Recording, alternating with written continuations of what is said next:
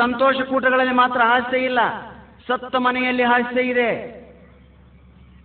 ನಮ್ಮ ಕಡೆ ಒಬ್ಬ ಸತ್ತಿದ್ದ, ಅವನು ಗೂಟಕ್ಕೆ ಬಡ್ದದ್ರಿ, ಗಾಡಿ ಕುಂದಿರ್ಸಿದ್ರಿ. ಹಿಂಗೆ ಎಲ್ಲರೂ ಬಂದು ನೋಡಿ ಹೋಗ್ತಿದ್ರು. ಎಲ್ಲರೂ ಬಂದರು, ನೋಡಿದ್ರು, ಹೋದ್ರು. ಇನ್ನೇನು ಸಾಯಂಕಾಲ ಹೆಣ ಒಯ್ಬೇಕು ಅನ್ನೋ ಮುಂದೆ ಆ ಊರಿನ ಗೌಡ ಬಂದಗಟ್ಲೆ ಅವ ಸತ್ತಿದ್ನಲ್ರಿ, ಅವನ ಹೆಂಡತಿ ಅಳು ಜೋರಾಗಿ ಬಿಡ್ತು. ಆಕೆ ಹಾಡಾಡಿಕೊಂಡು ಅಳ್ತಿದ್ಲು. ಏನು ಹೇಳಿಲ್ಲ ಹೆಣಕ್ಕ, ನೋಡಿಲ್ಲೇ ನೀನು ಮಾತಾಡ್ಸಕ್ಕೆ ಯಾರು ಬಂದಾರ? ಗೌಡ್ರು ಬಂದಾರ ನೋಡು. ಗೌಡ್ರು ಬಂದಗಟ್ಲೆ ಮ್ಯಾಗ ಬರ್ರಿ ಅಂತಿದ್ಯಲ್ಲ, ಗೌಡ್ರು ಬಂದಾರ ನೋಡು, ಮ್ಯಾಗ ಕರ್ಕೋ.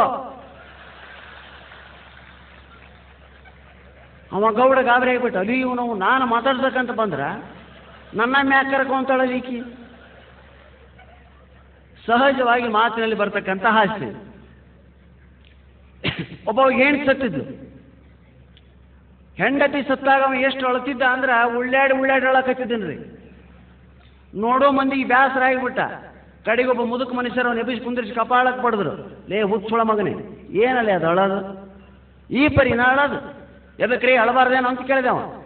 ಅಳು ಮಗನ ಬೇಡ ಅನ್ನೋದಿಲ್ಲ, ಆದ್ರೆ ಈಗ 6 ತಿಂಗಳಿಂದ ನಿಮ್ಮ ಅಪ್ಪ ಸತ್ತ, ಅವಾಗ ನೀ ಅಳ್ಳಿಲ್ಲ, ನಾ ನೋಡೀನಿ. 3 ತಿಂಗಳಿಂದ ನಿಮ್ಮ ಅಪ್ಪನ ಚಿಂತೆಯಾಗಿ ನಿಮ್ಮ ಅವು ಸತ್ಲು, ಅವಾಗ ಸಹಿತ ನೀ ಅಳ್ಳಿಲ್ಲ ಮಗನ. ಈಗ ಏನ್ ಸತ್ತಾಳ ಅಳಕತ್ತೀಯ ನೀನು? ಅವ ಅಂಗಿ ಬಿಡಿಸ್ಕೊಂಡು ಹೇಳಿದ, ತಪ್ಪು ನಿಮ್ಮದೈತ್ರಿ ಅಂದವ. ಎದಕ್ಕಲೆ ಅಂದ್ರು, 6 ತಿಂಗಳಿಂದ ನಮ್ಮ ಅಪ್ಪ ಸತ್ತ, ಒಪ್ಪಿಕೊಂತೀನಿ ನಾನು. ಅವಾಗ ಊರಿನ ಗಂಡಸರೆಲ್ಲ ಬಂದು ನಾವು ನಿಮ್ಮ ಅಪ್ಪ ಇದ್ದಂಗ ಸುಮ್ಮನಾಗು ಅಂದ್ರು, ಸುಮ್ಮನಾದೆ. 3 ತಿಂಗಳಿಂದ ನಮ್ಮ ಅವ್ವ ಸತ್ತಿದ್ಲು, ಒಪ್ಪಿಕೊಂಡೆ. ಅವಾಗ ಊರಿನ ಹೆಣ್ಮಕ್ಳೆಲ್ಲ ಬಂದ್ರು, ನಾ ನಿಮ್ಮ ಅವ್ವ ಇದ್ದಂಗ ಸುಮ್ಮನಾಗಂದ್ರು. ಈಗ ನಾನು ಹೆಣ್ ಸತ್ತಾಳ, ಒಬ್ಬರ ಬರಕ್ಕೆ ತಯಾರದಾರನ್ರಿ?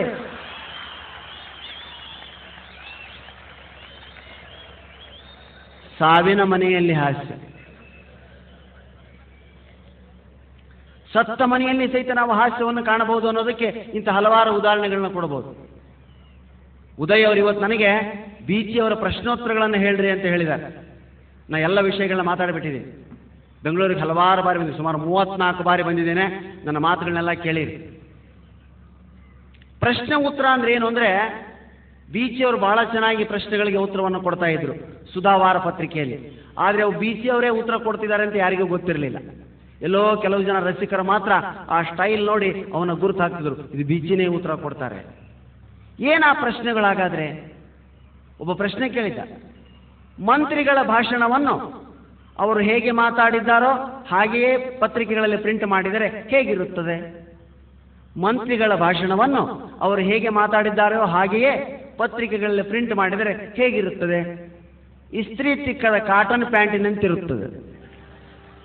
ನೋಡ್ರಿ ಎಷ್ಟು ಅದ್ಭುತ. ಪತ್ರಕರ್ತರು ಅದಕ್ಕೆ ಒಳ್ಳೊಳ್ಳೆ ರೂಪುರೇಷೆಗಳನ್ನ ಕೊಟ್ಟು ಚೆನ್ನಾಗಿ ಪ್ರಿಂಟ್ ಮಾಡ್ತಾರೆ. ಸ್ವಾಮಿಗಳ ಪಾದಕ್ಕೆ ಬಿದ್ದರೆ ನಮಗೇನು ಸಿಗುತ್ತದೆ? ಅವರ ಪಾದ ಸಿಗುತ್ತದೆ, ಬೇರೆ ಏನು ಸಿಗಂಗಿಲ್ಲ. ದಿನ ಒಂದು ಸೇಬು ತಿಂದರೆ ಡಾಕ್ಟರ್ ದೂರವಾಗುತ್ತಾನೆ, ದಿನ ಒಂದು ಈರುಳ್ಳಿ ತಿಂದರೆ ಹೆಂಡತಿ ದೂರವಾಗುತ್ತಾಳೆ. ಮದುವೆಯಾದ ಹೊಸದರಲ್ಲಿ ಹೆಂಡತಿ ಭುಜಕ್ಕೆ ತಲೆ ಇಟ್ಟಾಗ ಗಂಡ ಏನು ಮಾಡಬೇಕು? ಮದುವೆಯಾದ ಹೊಸದರಲ್ಲಿ ಹೆಂಡತಿ ಭುಜಕ್ಕೆ ತಲೆ ಇಟ್ಟಾಗ ಗಂಡ ಏನು ಮಾಡಬೇಕು? ಆಕೆ ತಲೆ ಎತ್ತಿದ ಮೇಲೆ ಶರ್ಟಿಗೆ ಎಣ್ಣೆ ಹಚ್ಚಿದೆಯೇನೋ ನೋಡಿಕೊಳ್ಳಬೇಕು. ಗಾದಿ ಮೇಲೆ ಮಲಗಿದರೆ ಒಳ್ಳೆಯದು, ಕೆಳಗೆ ಮಲಗಿದರೆ ಒಳ್ಳೆಯದು? ಎಲ್ಲಾದರೂ ಮಲಗಿ ಗಾದಿಯ ಕೆಳಗಡೆ ಮಲಗಬೇಡಿ. ಇವತ್ತು ನಾವು ಅನೇಕ ಟಿವಿ ಚಾನೆಲ್ಗಳು ನೋಡ್ತಿರ್ಬೇಕಾದ್ರೆ ಅನೇಕ ಸ್ಪರ್ಧೆಗಳು ಬರ್ತವೆ, ಅದರ ಪ್ರಶ್ನೆಗಳು ಕೇಳ್ತಾರೆ, ಉತ್ತರನೂ ಅದರಲ್ಲೇ ಇರ್ತದೆ. ಕಿತ್ತೂರು ರಾಣಿ ಚೆನ್ನಮ್ಮನ ಊರು ಯಾವುದು? ಎಂಥ ಪ್ರಶ್ನೆ ರೀ ಇದು! ಎಷ್ಟು ಟಫ್ ಕ್ವಶನ್ ನೋಡ್ರಿ. IAS KS ಅವ್ರಿಗೆ ಸಹಿತ ಉತ್ತರ ಹೇಳೋದಾಗೋದಲ್ಲ ಪಾಪ. ಆದರೂ ಅಲ್ಲಿ ಬಂದಂಥ ದಂಪತಿಗಳು ಅದನ್ನು ಹೇಳಲಿಲ್ಲರಿ. ಕಿತ್ತೂರು ರಾಣಿ ಚೆನ್ನಮ್ಮನ ಊರು ಬೆಳಗಾವಿ ಜಿಲ್ಲೆಯಲ್ಲಿದೆ. ವೆರಿ ಗುಡ್ ಅಮ್ಮ, ಭಾಳ ಚೆನ್ನಾಗಿ ಹೇಳಿದೆ.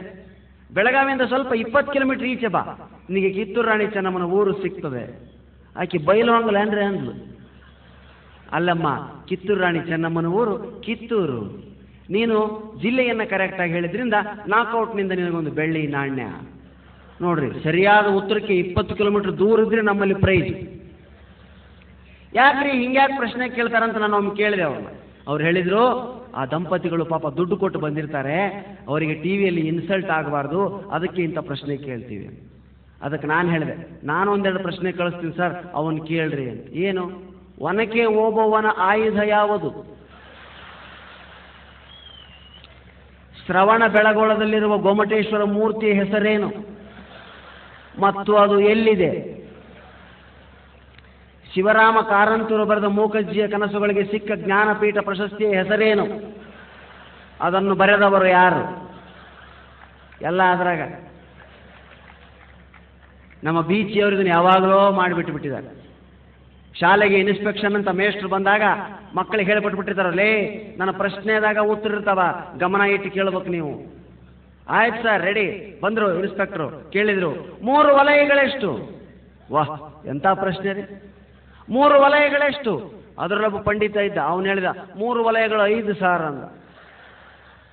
ಉಷ್ಣವಲಯ, ಶೀತವಲಯ, ಸಮಶೀತೋಷ್ಣ ವಲಯದ ಹೆಸರನ್ನು ಹೇಳಿರಿ. ಎಲ್ಲ ಅದಾಗೆ ಇಂಥ ಪ್ರಶ್ನೆಗಳನ್ನ ಮಕ್ಕಳನ್ನ ಕೇಳಿ ನೋಡ್ರಿ, ಕನ್ಫ್ಯೂಸ್ ಮಾಡೋದಕ್ಕೆ ಭಾಳ ಚೆನ್ನಾಗಿರ್ತದೆ. ಮೇಷ್ಟ್ರಿಗೆ, ಇನ್ಸ್ಪೆಕ್ಟ್ರಿಗೆ ಯಾಕೋ ಅನುಮಾನ ಆಯಿತು, ಏನೋ ನಡೀತಾ ಇದೆ ಇಲ್ಲಿ, ಸ್ವಲ್ಪ ಲೆಕ್ಕ ಕೇಳ್ರಿ ಮೇಷ್ಟ್ರೆ ಅಂತ ಹೇಳಿದ್ರು. ಲೆಕ್ಕ ಕೇಳಿದ್ರು ಮೇಷ್ಟ್ರು. 5 5 10, 8 2 10, 7 3 10, ಬರೀ 10 ಕಲಿಸಿದ್ದವ. ಅವಾಗಲೂ ಇನ್ಸ್ಪೆಕ್ಟರ್ಗೆ ಅನುಮಾನ ಆಯಿತು, ಬೇಡ ಮೇಷ್ಟ್ರೆ, ಈಗ ನಾನು ಪ್ರಶ್ನೆ ಕೇಳ್ತೀನಿ ಅಂದ್ರೆ. ಏನು ಪ್ರಶ್ನೆ ಕೇಳಿದ್ರು? ಭಗವದ್ಗೀತೆ ಯಾವುದಾದ್ರೂ ಒಂದು ಶ್ಲೋಕವನ್ನು ಹೇಳ್ರಿ. ಒಂದು ಹುಡುಗಿ ಎದ್ದು ನಿಂತ್ಕೊಂಡು, ಕರ್ಮಣ್ಣೆ ವಾದಿಕಾರಸ್ತೆ ಮಾಪಲೇಶು ಕದಾಚನ. ವೆರಿ ಗುಡ್ ಅಮ್ಮ, ಕೂತ್ಕೋ, ಭಾಳ ಚೆನ್ನಾಗಿ ಹೇಳಿದೆ. ಇದರ ಅರ್ಥ ಹೇಳ್ತೀರಾ ಯಾರಾದರೂ? ಮತ್ತೊಂದು ಹುಡುಗಿ ಎದ್ದು ನಿಂತು ಹೇಳಿದ್ದು, ಕೆಲಸವನ್ನು ಮಾತ್ರ ನಾವು ಮಾಡಬೇಕು, ಫಲಾಫಲಗಳನ್ನ ದೇವರಿಗೆ ಬಿಡಬೇಕು. ವೆರಿ ಗುಡ್ ಅಮ್ಮ, ಕೂತ್ಕೋ. ಇದಕ್ಕೊಂದು ಉದಾಹರಣೆ ಕೊಡ್ರಿ ನೋಡೋಣ. ಅವಾಗ ಬೀಚಿಯವರು ತಿಮ್ಮ ಎದ್ದು ನಿಂತ, ಕರ್ಮಣ್ಣೆ ವಾದಿಕಾರಸ್ತೆ ಮಾಪಲೇಶು ಕದಾಚನ ಅಂದರೆ ಕೆಲಸವನ್ನು ಮಾತ್ರ ಮಾಡಬೇಕು, ಫಲಾಫಲಗಳನ್ನ ದೇವರಿಗೆ ಬಿಡಬೇಕು. ಇದರ ಅರ್ಥ ಇಷ್ಟೇ. ಶಾಲೆಯ ತೋಟದಲ್ಲಿ ನಾವು ಮೈ ಮುರಿದು ಕೆಲಸ ಮಾಡಬೇಕು, ಅದರಲ್ಲಿ ಬೆಳೆದಂಥ ಹಣ್ಣು ತರಕಾರಿಗಳನ್ನೆಲ್ಲ ಮೇಷ್ಟ್ರ ಮನೆಗೆ ಕೊಡಬೇಕು. ಅಲ್ಲಿ ಮೇಷ್ಟ್ರು ಮಾಡುವಂಥ ಒಂದು ಕೆಲಸ ಗೊತ್ತಾಗಿಬಿಡ್ತೇವೆ. ಯಾವಾಗ ಸುಮಾರು 25 ವರ್ಷಗಳ ಹಿಂದೆ ಈ ಪ್ರಯತ್ನವನ್ನು ಬೀಚಿಯವರು ಮಾಡಿದರು. ಬೀಚಿ ನಾನಲ್ಲ, ನಿಜವಾದ ಬೀಚಿ ಬೇರೆ ಇದ್ದಾರೆ, ಅವರು ಬಳ್ಳಾರಿ ಬೀಚಿ ಅಂತ. ನರಸಿಂಹಮೂರ್ತಿಯವರು ನಾನು ಹೊಸದಾಗಿ ಭೇಟಿಯಾಗಿದ್ದೆ ಈ ಒಂದು 5-6 ವರ್ಷಗಳ ಕೆಳಗೆ. ಅವ್ರು ನನ್ನ ಭಾಷಣ ಕೇಳಿದರು, ಭುಜ ತಟ್ಟು ಹೇಳಿದರು, ಪ್ರಾಣೇಶ್ ನೀವು ಭಾಳ ಚೆನ್ನಾಗಿ ಮಾತಾಡ್ತೀರಾ, ಬೀಚಿಗೆ ಹೋಗಿಬಿಟ್ರು, ನೆಕ್ಸ್ಟ್ ನೀವೇ. ಏನು ತಿಳ್ಕೊತೀರಿ ಹಿಂಗಂದ್ರೆ? ಬೀಚಿಗೆ ಹೋಗಿಬಿಟ್ರು, ನೆಕ್ಸ್ಟ್ ನೀವ? ಏನು ಅವ್ರ ಕೆಲಸ ಮುಂದುವರಿಸ್ಬೇಕು, ನಾನು ಹೋಗ್ಬೇಕು? ನಮ್ಮ ಕಡೆ ಒಂದು ಅನುಭವವನ್ನು ನಮ್ಮ ರಿಚರ್ಡ್ ಲೂಯಿಸ್ ಭಾಳ ಚೆನ್ನಾಗಿ ಹೇಳ್ತಿರ್ತಾರೆ. ಇವತ್ತು ಇಷ್ಟೊಂದು ಜನ ಸಭೆಯಲ್ಲಿ ಸೇರೋದನ್ನು ಭಾಳ ಸಂತೋಷವನ್ನು ತಂದಿದೆ. ನಾನು ಯಾವಾಗಲೂ ಹೇಳ್ತಿರ್ತೀನಿ ಈ ಮಾತನ್ನು. ಯಾಕಂದರೆ ಜನ 6 ಗಂಟೆ ಆಯಿತು ಅಂದರೆ ಮನೆ ಬಿಟ್ಟು ಹೊರಗಡೆ ಬರೋದಿಲ್ಲ ಇವತ್ತು. ಹೆಣ್ಮಕ್ಳಂತೂ ಟೈಟ್ ಆಗ್ತಾರೆ ಟಿ ವಿ ಮುಂದೆ, 9 ಮೇಲೆ ಗಂಡಸರು ಟೈಟ್ ಆಗ್ತಾರೆ. ಮನೆಯಲ್ಲಿ ಹೀಗೆ ಇಬ್ಬರೂ ಟೈಟ್ ಆದರೆ ನಮ್ಮಂಥ ಲೂಸ್ಗಳ ಮಾತನ್ನು ಕೇಳೋರು ಯಾರು? ಆದರೂ ಇಷ್ಟು ಜನ ಹೆಣ್ಮಕ್ಳು ಗಂಡಸರು ಬಂದೀರಿ ಅಂದರೆ ಇವತ್ತು ಭಾನುವಾರ ಯಾವ ಸೀರಿಯಲ್ಗಳು ಇಲ್ಲ. ಶಿವರಾತ್ರಿ ಬೇರೆ, ನಿದ್ದಿಗೆಡಬೇಕು. ಕಣ್ಣರಿಯದಿರ್ದೊಡೆಮ್ ಕರುಳರಿಯದೆ ಅಂತ ಒಂದು ಮಾತಿದೆ. ಏನಂಗಂದ್ರೆ ಕಣ್ಣಿಗೆ ಗೊತ್ತಾಗದಂಥ ಸತ್ಯವನ್ನ ಕರುಳು ಗುರುತಿಡಿತದೆ. ಇದು ಎಲ್ಲಿ ಬರ್ತದೆ ಈ ಪ್ರಸಂಗ ಅಂದರೆ ಮಹಾಭಾರತದಲ್ಲಿ ಬರ್ತದೆ. ಕರ್ಣ ತನ್ನ ರಥದ ಚಕ್ರಗಳು ನೆಲದಲ್ಲಿ ಹೂತು ಹೋಗಿವೆ ಅಂತೇಳಿ ಅವನು ಎತ್ತಬೇಕು ಅಂತ ಕೆಳಗಡೆ ಇಳಿತಾನೆ. ಅವಾಗ ಅರ್ಜುನ, ಕೃಷ್ಣ ಹೇಳ್ತಾನೆ, ಅರ್ಜುನ ಇದೇ ಟೈಮು, ಅವನ ಟೈರ್ ಪಂಕ್ಚರ್ ಆಗಿದೆ, ಇವಾಗಲೇ ಹೊಡಿ.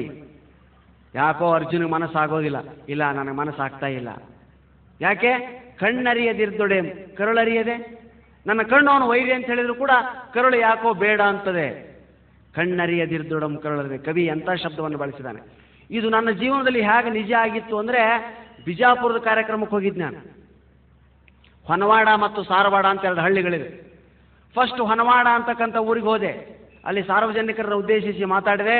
ಕಾರ್ಯಕ್ರಮ ಆದಮೇಲೆ ಮ್ಯಾನೇಜರ್ ಕೈ ಮುಗಿದ, ಬ್ಯಾಂಕ್ ಮ್ಯಾನೇಜರ್, ಸರ್ ನಮ್ಮ ಮನೆಗೆ ಊಟಕ್ಕೆ ಬರಬೇಕು, ಬಿಜಾಪುರದ ಅಡಿಗೆ ಮಾಡಿಸೀನಿ. ಹೋದೆ, ನೋಡ್ತೇನೆ ಹಸಿರು ಬಾಳೆ ಎಲೆ, ಅದರ ಮೇಲೆ 3 ಬೆಳ್ಳನೆಯ ಬಿಳಿಜೋಳದ ರೊಟ್ಟಿಗಳು, ಅದರ ಮೇಲೆ ಒಂದು ಕೆಂಪನೆಯ ಮುದ್ದೆ. ನಾನು ಬೆಣ್ಣೆ ಇರ್ಬೋದು ಅಂತ ತಿಳ್ಕೊಂಡೆ. ಅದನ್ನು ತಿಳ್ಕೊಂಡು ಸ್ವಲ್ಪ ನೆಕ್ಕಿದ್ದೀನಿ ರೀ. ಆಹಾ, ಅಂಥ ಬ್ರಹ್ಮಖಾರವನ್ನು ನಾನು ಎಂದೂ ತಿಂದಿರಲಿಲ್ಲ. ನನಗೆ ನವರಂಧ್ರಗಳು ಅದಾವಂತ ಗೊತ್ತಾದದ್ದ ಆವತ್ತ. ಒಂದೊಂದು ಕಡೆಯಿಂದಲೂ ಗಾಳಿ, ಒಂದೊಂದು ಕಡೆಯಿಂದಲೂ ಬೆಂಕಿ, ಒಂದೊಂದು ಕಡೆಯಿಂದಲೂ ಉರಿ. ಮಜ್ಜಿಗೆ ಕುಡಿದೆ, ಬರೀ ರೊಟ್ಟಿ ತಿಂದೆ, ಬಾಳೆಲೆ ತಿಂದೆ, ಏನು ಮಾಡಿದ್ರು ಖಾರ ಹೋಗಲಿಲ್ಲ. ಹಾ ಮಾಡ್ತಾ ನಾಯಿ ಅಂತೆ ಬಂದು ಮಲಗಿದೆ ಲಾಡ್ಜಲ್ಲಿ. ಮರುದಿವಸ ಸಾರವಾಡ ಅಂತಕ್ಕಂಥ ಊರಲ್ಲಿ ಕಾರ್ಯಕ್ರಮ, ಹೊನವಾಡ ಅಂತಕ್ಕಂಥ ಊರಲ್ಲಿ. ಅಲ್ಲಿ ಹೋದೆ, ಕಾರ್ಯಕ್ರಮ ಕೊಟ್ಟೆ. ಅಲ್ಲಿನ ಮ್ಯಾನೇಜರು ಕೈ ಮುಗಿದು ನಿಂತ, ಸಾರ್ ಬಿಜಾಪುರ ಸ್ಪೆಷಲ್ ನಮ್ಮನೆಗೆ ಊಟಕ್ಕೆ ಬರಬೇಕು. ಇಲ್ಲಿ ಬೇರೆ ಇರ್ಬೋದು ಅಂತ ನಾನು ಹೋಗಿ ನೋಡ್ತೀನಿ, ಸೇಮ್ ಸೀನ್. ಹಸಿರು ಬಾಳೆ ಎಲೆ, ಬಿಳಿ ಜೋಳದ ರೊಟ್ಟಿ, ಮೇಲೆ ಮುದ್ದೆ. ಸರಿಸಿಬಿಟ್ಟೆ. ಯಾಕೆ? ಕಣ್ಣರಿಯದಿರ್ದೊಡೆ ಕರಳರಿಯದೆ